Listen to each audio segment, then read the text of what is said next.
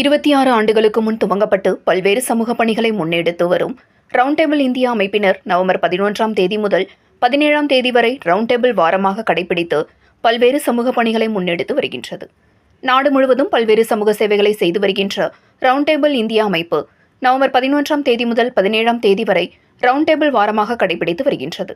இதனை கொண்டாடும் வகையில் கோவையில் சமூக பணிகளை முன்னெடுத்து நடத்தி வருகின்றது.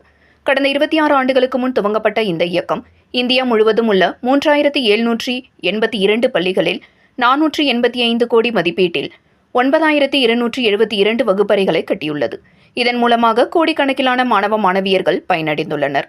கோவையில் ரவுண்ட் டேபிள் இந்தியா அமைப்பின் சார்பில் கடந்த 1997ஆம் ஆண்டு டிசம்பர் மாதம் 30ஆம் தேதி கோவை வடகோவை பகுதியில் மணிக்கூண்டு அமைக்கப்பட்டது. கோவை மாநகர் வட்ட மேசைகளால் பல நவீன மற்றும் தொழில்நுட்ப ரீதியான மேம்பட்ட அம்சங்களுடன் இந்த மணிக்கூண்டு மீண்டும் 2019இல் புதுப்பிக்கப்பட்டு திறக்கப்பட்டது. தற்போது ரவுண்ட் டேபிள் வாரமாக கடைபிடிக்கப்பட்டு வருகின்றதை தொடர்ந்து வடகோவையில் உள்ள கடிகார கோபுர வளாகத்தில் கடிகார கோபுர தின விழா அனுசரிக்கப்பட்டது. இதில் மணிக்கூண்டின் செயல்பாடுகள் குறித்து ரவுண்ட் டேபிள் இந்தியா நிர்வாகிகள் அதனை பார்வையிட்டு ஆய்வு செய்தனர். இதனைத் தொடர்ந்து நடைபெற்ற விழாவில் கோவை மாநகராட்சியின் மேயர் ரங்கநாயகி ராமச்சந்திரன் குத்துவிளக்கேற்றி வைத்து ரவுண்ட் டேபிள் இந்தியா அமைப்பினரின் செயல்பாடுகளுக்கு வாழ்த்துக்கள் கூறினார்.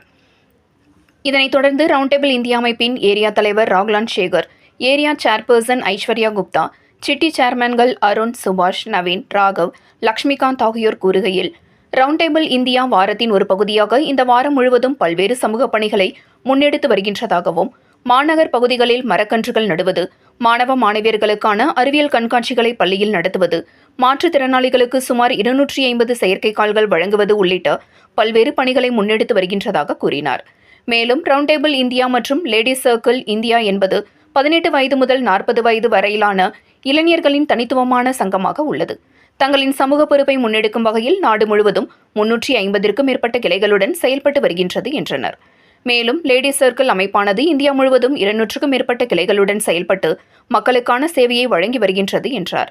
கல்வி மூலம் சுதந்திரம் என்பது ஞானம் பெற கல்வி கற்பித்தல் என்பதும் ரவுண்ட் டேபிள் இந்தியா மற்றும் லேடிஸ் சர்க்கிள் இந்தியாவின் நீண்டகால திட்டமாக உள்ளது என்றனர் என்பது குறிப்பிடத்தக்கது.